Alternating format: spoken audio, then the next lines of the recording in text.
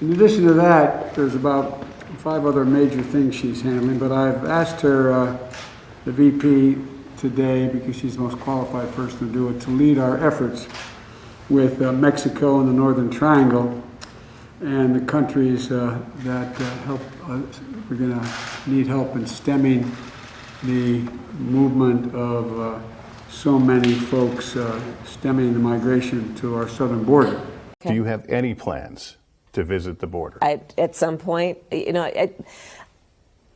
are going to the border. We've been to the border. So this whole thing about the border, we've been to the border. We've been to the border. You haven't been to the border. And I haven't been to Europe. As the border crisis escalates, President Biden is putting the vice president in charge.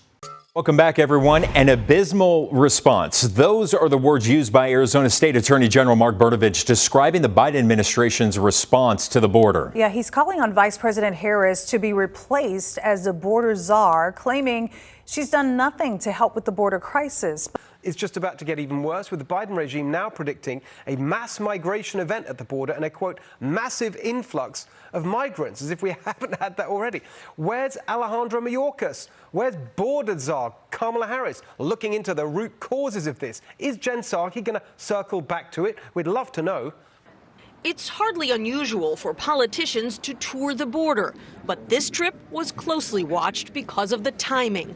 93 days after the vice president was tapped to lead the White House response to rising migration. It has been 91 days since President Biden named Harris as the administration's border czar.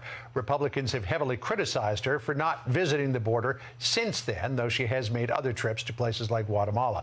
And the Biden administration did task Vice President Kamala Harris with the issue of migrant crossings, naming her the so-called border czar. And that was just 2 months into the new administration. And here are the facts now. Very little new policy has come out of the White House since that decision. Since Harris was named border czar in March of last year, she made her first and still only visit to the border 3 months later.